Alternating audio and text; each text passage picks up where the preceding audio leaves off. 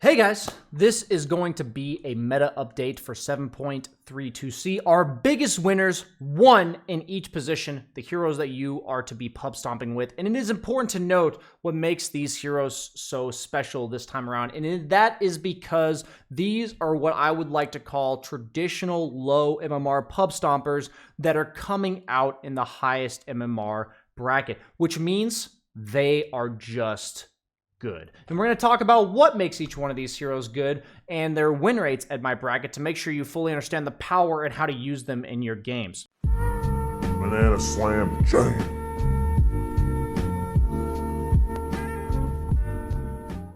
First off, we're going to start in the 5 position.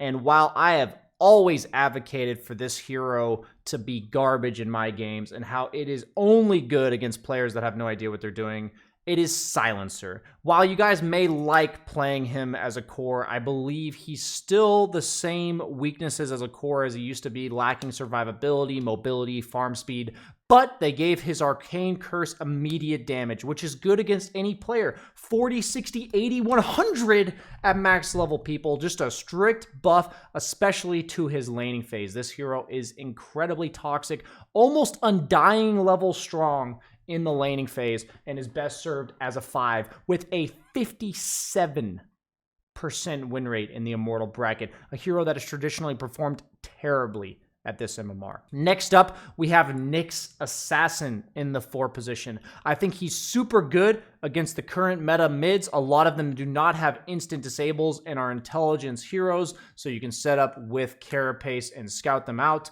but he also is just buffed. Straight up, they've been giving him numbers buffs continuously, and he's rocking a 54% win rate in my bracket. The most notable thing about Nyx, if you are playing him, is that he is paired best with ranged offlaners that have either a follow-up stun or a lot of damage and strong trading potential, like Enigma, like Necrophos, because this hero is weak in the lane. It is all about enabling him to get past that stage. He's one of the best late game scaling supports, and if you have a weak offlaner picked with you, a melee hero specifically, you'll look to drag the second wave at 45 seconds behind your tower to basically separate the lane. That is a very important thing to do as Nyx, and you can look to tell your offlaner to pick accordingly. Coming up in the 3 position, we have Bounty Hunter, given yet another laning stage buff with 3 base damage. This hero is an absolute menace so far with a 53% win rate, probably going to climb as he just started getting picked in a lot of my games. People are going for a sustain item to allow them to yoink. So they're going either Vanguard or Hood, because the only issue this hero has is when he walks up to yoink you, you harass him out of lane. So as long as he can sustain, none of these heroes in the carry role can stay in lane. Even if they could stay in lane, they are getting yoinked off cooldown. And that's the current meta for carries. A lot of them do not want to dip into the jungle. They want to sit there like the Faceless Voids, the Slarks, the Morphlings. These heroes want to just camp the safe lane as long as possible, and that is simply not efficient against Bounty Hunter. So people are going for the phase, the Vanguard or the Hood, straight into Ags, sometimes a Falcon Blade for a little bit of sustain in regards to mana, and this hero is just all about fight, fight, fight. And it's been creeping up a lot, and he has insane synergy with the hero I'm about to mention, which in the 2 position is Tinker, people. Tinker, I hate to mention him time and time again, but he still has a 52% win rate in my bracket, and he has been popping up nonstop in my games, and he is picked almost every game by the top MMR players in the mid lane. Like, if you're a top 100 player, I'm expecting you to pick Tinker against me.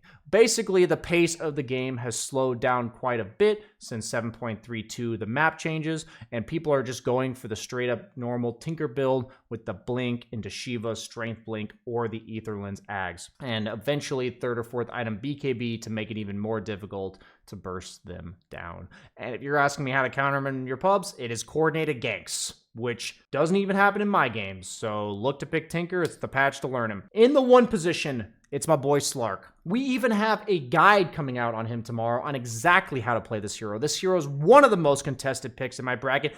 53% win rate for a hero that is traditionally, even more so than these others, a low MMR pub Stomper. Giving him the 3 Essence Shift stacks on his Pounce makes it so that the Ags build is even more viable to rush, giving him an insane mid-game timing. Combining his Ags with the Ag Shard seems impossible once the Slark has taken over the map to ever get it back.